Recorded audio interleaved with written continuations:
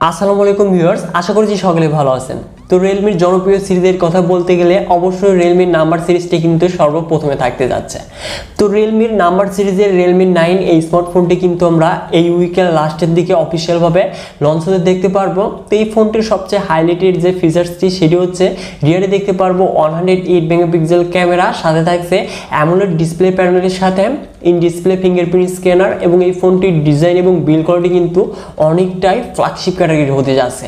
So অবশ্যই এই স্মার্টফোনটিতে আরও কী কী ফিচার্স থাকতে যাচ্ছে এবং এই ফোনটির প্রাইসটাই কত হতে যাচ্ছে এবং এই প্রাইসে এই স্মার্টফোনটি নেওয়া উচিত কিনা, তো আজকের এই ভিডিওতে আমরা এই স্মার্টফোনটি নিয়ে ইন ডিটেলসে আলোচনা করতে যাচ্ছি।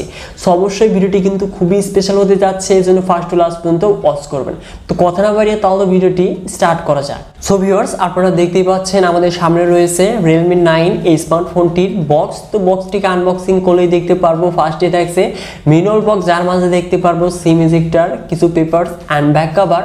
তার নিচে দেখতে পারবো কিন্তু আমাদের কাঙ্ক্ষিত রিয়েলমি 9 এই স্মার্টফোনটি। তো ফোনটিকে একটু সাইডে রাখলে তার নিচে দেখতে পারবো আমরা USB type C data cable and 33 watt fast charging adapter. তো এই কিন্তু মূলত হতে যাচ্ছে বক্স কন্টেন্ট হিসেবে। তো এবার মুভ করা যাক এই স্মার্টফোনটিতে। তো এই ফোনটির ফ্রেম এবং রিয়ারে দেখতে পারবো আমরা পলিকার্বনেট ম্যাটেরিয়াল, যেটি কিনা গ্লসি ফিনিশিং এর সাথে আসতে যাচ্ছে।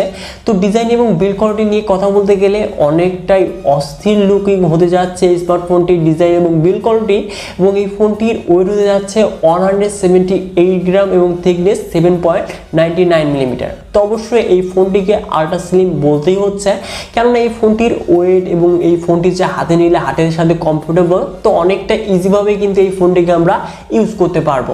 এবং এই ফোনটির ডান সাইডে দেখতে পারবো পাওয়ার বাটন এবং বাম পাশে থাকছে ভলিউম আপ এবং ডাউন বাটনের সাথে ডেডিকেটেড সিম স্লট।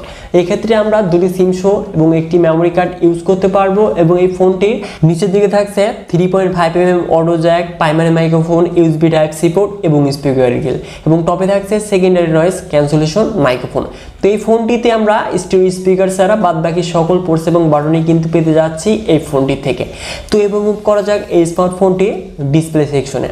তো এখানে ফুল ভিউ ডিসপ্লে প্যানেল দেখতে পারবো, এবং এই ডিসপ্লে টপ লেফট কর্নারে থাকছে পাঁচল, যেখানে সেলফি ক্যামেরাটি বসানো রয়েছে, এবং 6.4 ইঞ্চের সুপার অ্যামোলেড ডিসপ্লে প্যানেল দেখতে পারবো, যার রেজুলেশন ফুল HD প্লাস, সাথে থাকছে 90 হার্টজ রিফ্রেশ রেট এবং 1000 নিটস ব্রেক ব্রাইটনেস, এবং এই ডিসপ্লেকে প্রোটেকশনের জন্য থাকছে কর্নিং গোরিলা গ্লাস 5।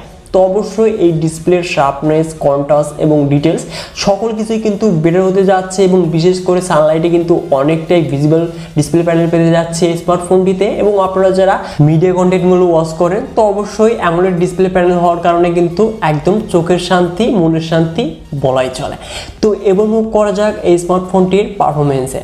তো অ্যান্ড্রয়েড ভার্সন 12 এর সাথে রিয়েলমি UI 3.0 রান করবে, যেখানে চিপসেট হিসেবে থাকছে Qualcomm Snapdragon 680 4G, যেটি কিনা 6nm আর্কিটেকচারে তৈরি একটি অক্টোকোর প্রসেসর, যার সর্বোচ্চ ক্লক স্পিড 2.4 GHz, যাতে জিপিইউ হিসেবে থাকছে Adreno 16। তো এই ফোনটির চিপসেট নিয়ে কথা বলতে গেলে অবশ্যই এখানে কিন্তু ডাউনগ্রেড করা হয়েছে। তো এখানে আমরা MediaTek Helio G96 যদি ব্যবহার করতে পারতো তাহলে এক কথায় অসাধারণ হতে পারতো।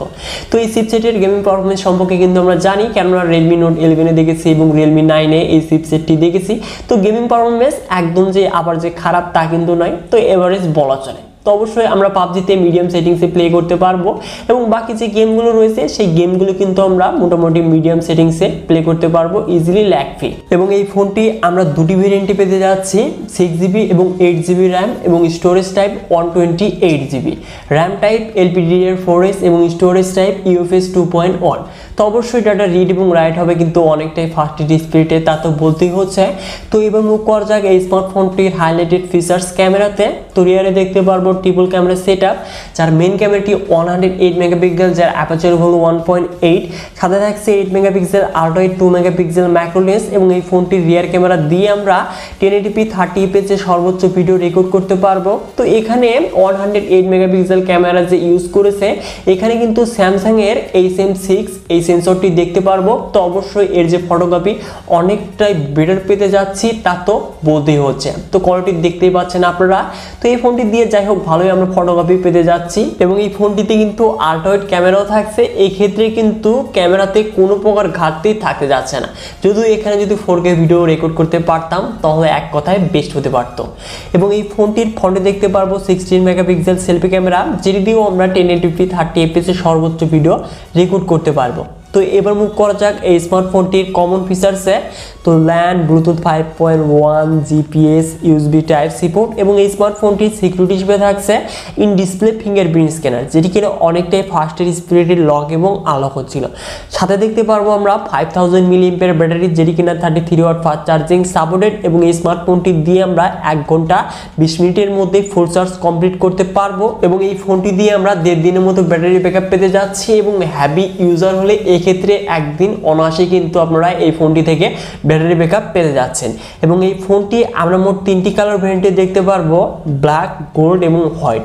তো 3টি কালারের মাঝে আমার কাছে কিন্তু গোল্ড এবং হোয়াইট কালারটি অনেকটাই ফেভারিট মনে হয়েছে। তো আপনার কাছে কোন কালারটি ফেভারিট মনে হয়েছে অবশ্যই কমেন্ট বক্সে কমেন্ট করে জানিয়ে দিবেন। তো এবার আসি এই স্মার্টফোনটির প্রাইসে। তো এই স্মার্টফোনটি আমরা 128GB একটি ভ্যারিয়েন্টটি হয়তো লঞ্চ হতে দেখতে পারবো, আমি শিওরভাবে বলতে পারছি না, কিন্তু 6GB 128GB এই ভ্যারিয়েন্টের প্রাইসটা হতে যাচ্ছে 20,000 টাকার আশেপাশে। তো এই ফোনটির প্রাইসটা যদি 20,000 টাকা হয় এবং আরও যদি অফার অ্যাড করা হয় সেক্ষেত্রে কিন্তু এই ফোনটি এক কথায় অসাধারণ হতে যাচ্ছে।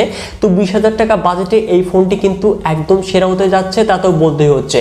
তো রিয়েলমি কিন্তু খুব ভালো ভালো প্রাইসেই কিন্তু বর্তমান সময়ে স্মার্টফোন লঞ্চ করছে, সেক্ষেত্রে অবশ্যই এই ফোনটি আমরা 20,000 টাকার আশেপাশে দেখতে পারবো। তো এই স্মার্টফোনটির প্রাইসটা কত হতে পারে অবশ্যই আপনারা কমেন্ট বক্সে কমেন্ট করে জানিয়ে দিবেন। সো ভিউয়ার্স, এই ভিডিওটি এ পর্যন্ত। আশা করছি ভিডিওটি ভালো লেগেছে। যদি ভিডিওটি একটু ভালো লেগে থাকে তাহলে অবশ্যই ভিডিওতে লাইক করে দিবেন আর আমাদের এই চ্যানেলটিতে নতুন হলে চ্যানেলটিকে সাবস্ক্রাইব করে হয়ে যান ফ্যামিলির একজন নতুন সদস্য। সো ভিউয়ার্স, দেখা হচ্ছে শীঘ্রই নতুন কোনো ভিডিও নিয়ে।